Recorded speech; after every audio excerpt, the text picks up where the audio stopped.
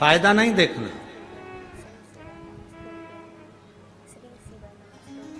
तो इतने समय से भगवान के मंदिर जा रही है, फायदा क्या हुआ? फायदा नहीं देखना। व्यापार थोड़ी ना कर रहे हो कि मुनाफा और देखोगे या फायदा देखोगे या नुकसान देखोगे या लाभ देखोगे या हानि देखोगे। भगवान के मंदिर में जल चढ़ाना लाभ और हानि के लिए चढ़ा रहे हो क्या? अरे बोलो तो जम के, फायदे के लिए चढ़ा रहे हो कि ये फायदा होगा तो हम चढ़ाएंगे ना। चलो जाने दो, एक बात अच्छे से समझ लो, तुम इतने से थे, हम भी इतने से ही थे, मां की गोद में सोते थे, जन्म लिया था, मां हमको हॉस्पिटल लेकर चली गई, आपको भी आपकी माता हॉस्पिटल लेकर गई होगी, और हाथ में और यहां गोद गोद के इंजेक्शन लगाए जाते थे। बोलो याद है कि नहीं? आपका हाथ उठाकर देखना, थोड़ा सा कपड़ा उठाकर देखना, यहां निशान बना होगा तुम्हारे को जो इंजेक्शन लगे थे, जो टीके लगे थे, उसका लगे कि नहीं लगे? सब बोलो, ये सबके हाथ में टीका लगाए कि नहीं लगा, इंजेक्शन लगाए कि नहीं लगा? अब कोई माँ हॉस्पिटल में डॉक्टर से कह दे साहब मेरे बच्चे को कोई बीमारी है क्या जो तुम इंजेक्शन लगा रहे हो, मेरे बच्चे को कोई टिटनेस का इंजेक्शन लगा रहे हो, चेचक का इंजेक्शन लगा रहे हो, कहीं पोलियो की दवा पिला रहे हो, मेरा बच्चा कोई पोलियो ग्रसित है क्या, मेरे बच्चे को कोई ये बीमारी है क्या, मेरे बच्चे को ऐसा है क्या? डॉक्टर क्या कहता है, देखो आज अगर इसको कष्ट हो गया, आज अगर इसको तकलीफ हो गई तो हो जान दो, 2-3 दिन बुखार आएगा, 2-3 दिन रोएगा, रात भर जागेगा, क्योंकि इंजेक्शन का टीके का दर्द होगा, तुम भी जागना पड़ेगा। टेंशन मत लो, अगर आज इंजेक्शन लग गए, आज अगर पोलियो की दवा पी ली, आज अगर चेचक के इंजेक्शन टीके लग गए, तो ये आखिरी तक, इसके मरते दम तक इसको ये बीमारी लौट कर नहीं आएगी, इसकी गारंटी हमारे पास।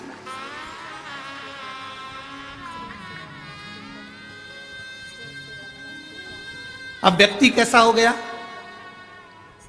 व्यक्ति कैसा है? एक्सीडेंट हो जाता है, हॉस्पिटल चले जाता है, महामृत्युंजय का पाठ चालू करता है। बोलो सत्य है?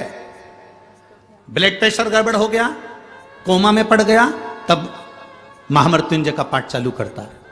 वेंटिलेटर पर पड़ा है, तब महामृत्युंजय का पाठ चालू करवाते हैं उसके घर के लोग। महामृत्युंजय का पाठ करवा, वो ठीक हो जाएगा। महामृत्युंजय का पाठ करवा, उसका एक्सीडेंट हो गया। महामृत्युंजय का अनुष्ठान करवा, उसके साथ ही हो गया। अर्थात अगर यही इंजेक्शन तुझे पहले लग गया होता, तू रोज 1 लोटा जल देवादिदेव महादेव को चढ़ा रहा होता, तो प्रतिदिन शंकर जी के मंदिर पे चढ़ा हुआ जल पी रहा होता, तो तुझे आज वेंटिलेटर पर पड़ा नहीं होना पड़ता। कोई आएगा नहीं आएगा, कोई तुम्हें संभालेगा नहीं संभालेगा, पर वो मेरा महादेव, मेरा शिव तुम्हें संभालने के लिए जरूर आएगा। मेरा शंकर, मेरा शिव तुम्हें संभालने के लिए जरूर आएगा। मेरा देवादिदेव महादेव तुम्हें संभालने के लिए जरूर आएगा।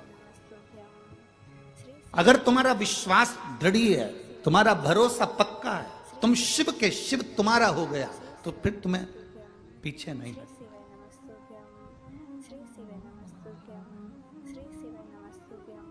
फिर तुम्हें नहीं सोचना, फिर तुम्हें टेंशन नहीं लेना।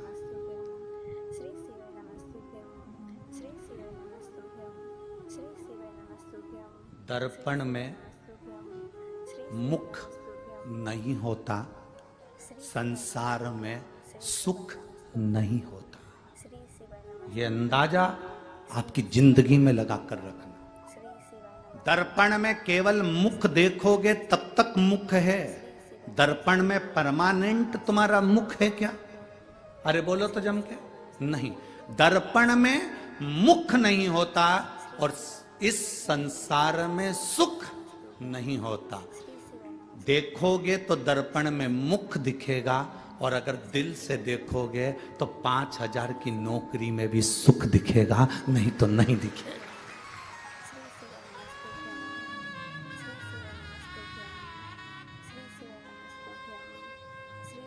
दर्पण में परमानेंट मुख नहीं होता, देखोगे तब दिखेगा। संसार में सुख नहीं होता, देखोगे तो दिखेगा।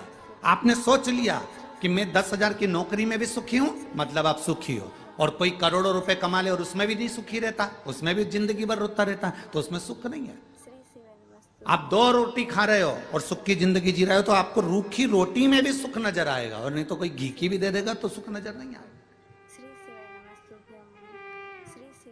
उसमें सुख का भान नहीं होगा। दर्पण में मुख नहीं होता और संसार में, बोलो बोलो जम के बोलो, सुख नहीं होता। दर्पण में मुख देखना पड़ता है और संसार में सुख देखना पड़ता है। आपके घर में जितना धन है, जितना वैभव, जैसी गाड़ी, जैसा बंगला, उसमें आप सुख देखोगे, आपको सुख मिलेगा। आप दूसरे के घर में झांकोगे, आप दूसरे के ओर देखोगे तो सुख का अनुभव नहीं होगा। आप दूसरों से अपने जीवन को कंपेट में रखोगे, अपने जीवन को संतुलन देखोगे कि मेरे बराबर है कि नहीं, ना मैं उसके बराबर हूं कि नहीं, नहीं, हमको नहीं देखना।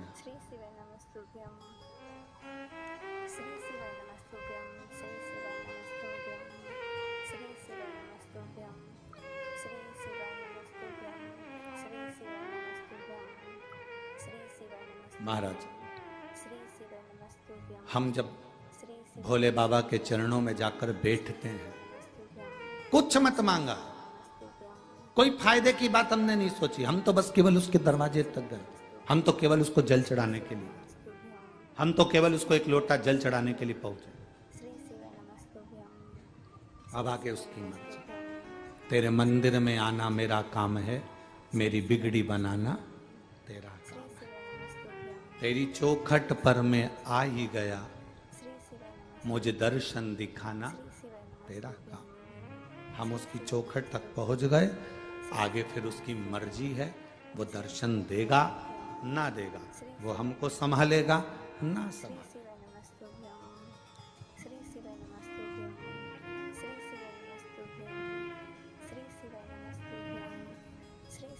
दो जगह गिरना होता है, एक रोड पर चल रहे हो तब गिर गए, और एक मंदिर में दर्शन कर रहे हो तब गिर गए।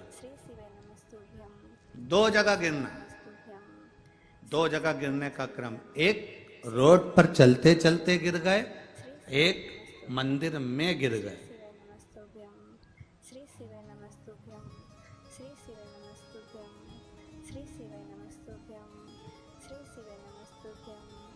मंदिर में गिरे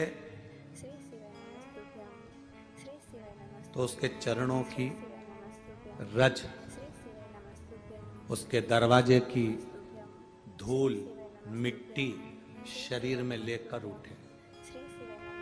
रोड पर गिरे, संसार के लोगों की वो भाग दौड़, वो मिट्टी लेकर उठे। बनी में गिर जाओ तो कोयला लेके उठे।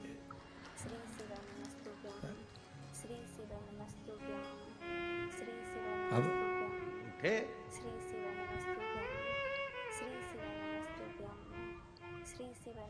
शरीर गिरा, उसने भगवान के चरणारविंद की रज हमारे शरीर में चिपकी, हम उसको लेकर उठे।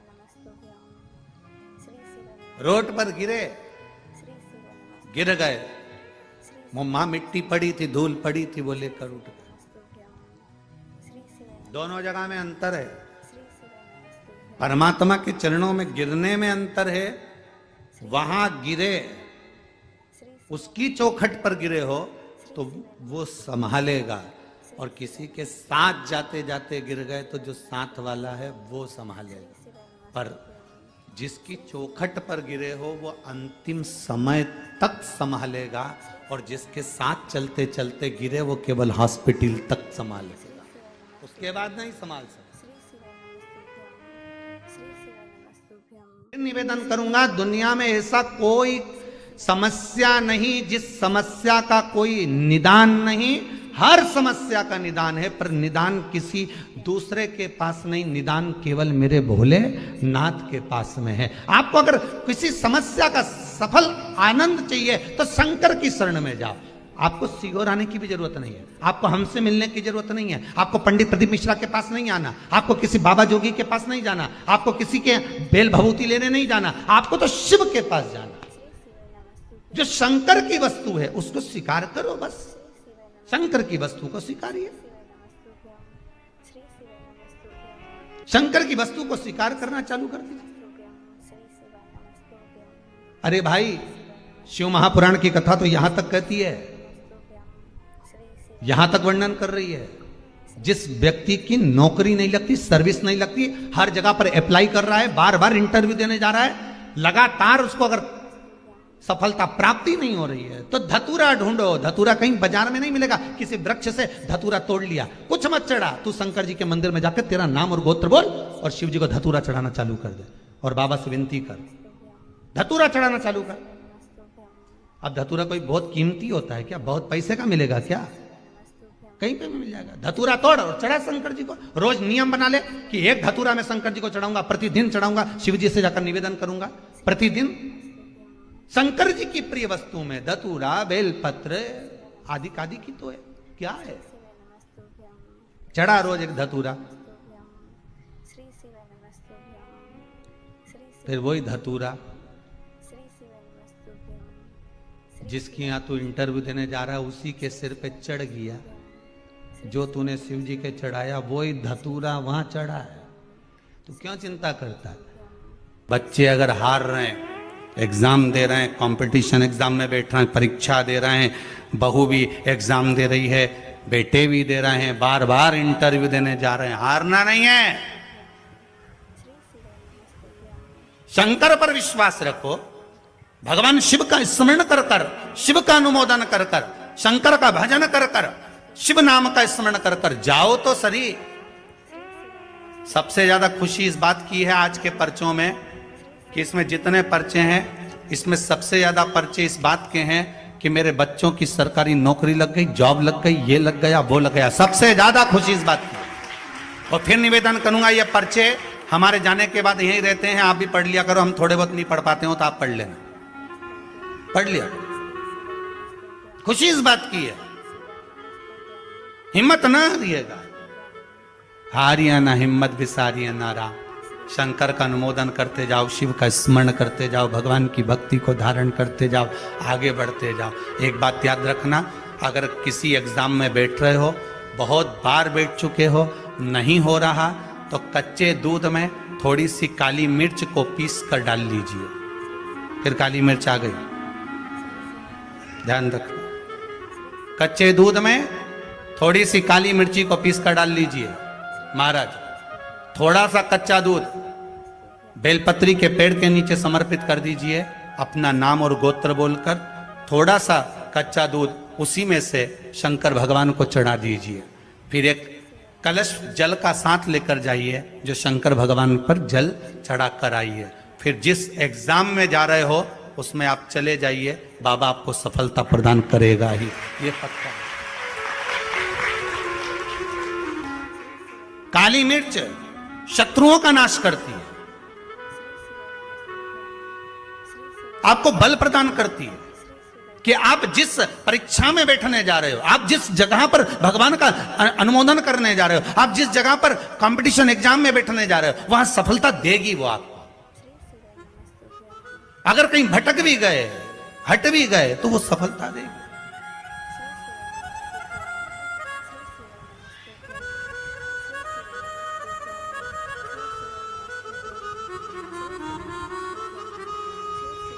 अभी कुछ दिन पहले की बात है, आगरा के अग्रवाल जी का बेटा, उनकी बहन ने फोन करा था कि गुरुजी से इतना बोल दो कि हमारा भाई वो कौन बनेगा, करोड़पति में जाना है, उसका नाम आना चाहिए और बिल्कुल बस पहुंच जाना चाहिए। तो आशीष जी ने खबर करी कि गुरुजी वो बच्चे का सब दूर हो गया है और अब वो बिल्कुल, वो कौन सी सीट होती है, हाँ बस समझ जाओ, क्योंकि हमारे को तो एक ही सीट मालूम है, व्यास गाड़ी, तो उस सीट पर वो बैठेगा। गुरुजी उसका सब दूर हो गया, बस वो वहां तक पहुंच जाए, क्योंकि अब आखिरी है, उसमें भी बहुत सारे रहते हैं, उसमें तुरंत बस उसका आना चाहिए।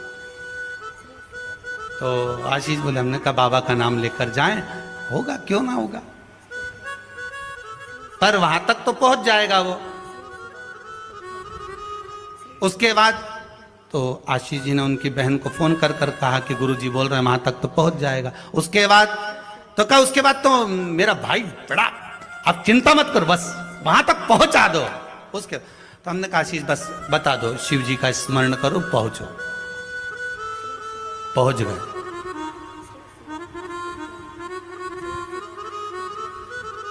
अब फिर बोली बात याद रखना, गुरु कह रहा है कि पेड़ पे झंडा बांध दो। गुरु जी ने ऊपर चढ़ा दिया। उतरते समय उतरता गया उतरता गया उतरता गया, केवल 4 फीट की ऊंचाई बची थी तो गुरु जी ने कहा वहां पांव रख ले, मां कोटर पकड़ ले, मां हाथ रख ले। चेले को गुस्सा आ गया, बताओ मैं इतनी ऊपर से नीचे तक उतरा तो गुरुजी एक शब्द नहीं बोला और अपने आप को गुरु पद दिखाने लगे। नीचे आ गया, नीचे उतरा तो गुस्से में ला लोगे। गुरुजी ने पूछा बेटा आराम से उतर गया? हाँ गुरुजी, पर आपकी ये बात बहुत गलत लगी मुझे। कौन सी? मैं इतनी ऊपर से नीचे उतरा, आपने एक बार भी नहीं कहा कि वहां हाथ पकड़ ले, कि वो कोटर पकड़ ले, कि वो डाली पकड़ ले, और केवल जरा सी दूरी बची थी। जब तो मैं ही उतर जाता तो आप बताने लगे कि कोटर पे पांव रख लेना, डाली पकड़ लेना, नीचे उतर जा आराम से, देख के उतरना, संभल के उतरना। गुरुजी बोले भैया बात इतनी सी है, जब व्यक्ति मंजिल तक पहुंचता है और मंजिल से जब नीचे उतरता है तब उसको डर लगता है, भय लगता है, कैसे चढ़ूंगा कैसे उतरूंगा। जब मंजिल करीब में होती है, घर पास में होता है, तो गाड़ी की स्पीड भी तेज कर ली जाती है। अब तो 3 किलोमीटर बचा और मालूम पड़े वो 3 किलोमीटर के बीच में ही गाड़ी के सामने सुअर आ गया तो विचार करिएगा जरा, बहुत सोचने वाली बात है। पशुपति व्रत आप कर रहे हो, पशुपति व्रत आप धारण कर रहे हो, पर निवेदन केवल इतना सा है कि आपकी स्पीड का ध्यान रखना, आपकी स्पीड का ध्यान रखिए। आप शंकर का भजन कर रहे हो, आप स्पीड का ध्यान रखिए। कहीं हमारे व्रत में, हमारी पूजन में, हमारे भगवान की भक्ति में कहीं अहंकार तो नहीं आ गया? वो स्पीड देखना पड़ेगी। अहंकार तो नहीं आ गया, अभिमान तो नहीं आ गया? हम भगवान की भक्ति में डूबने वाले हैं, भगवान मिलने वाला है, बिल्कुल सम्मुख में हमारा काम होने वाला है, पर हम क्यों नहीं पहुंच पा रहे? हम वहां तक क्यों? कई लोगों के साथ होता है, सामने थाली लग जाती है, भोजन करने की तैयारी होती है, थाली सरक जाती है, बिल्कुल होने वाला है, बिल्कुल लग गया, अपना तो नाम ही है, और मालूम पड़े गायब। कहीं स्पीड तो तेज नहीं कर ली हमने अपनी गाड़ी की? कहीं अहंकार में तो नहीं डूब गए हम? इसका स्मरण रहे। अहंकार में 3 गए धन, वैभव, वंश, ना मानो तो देख लो रावण, कौरव और कंस। एक जगह कहीं विचार करिएगा।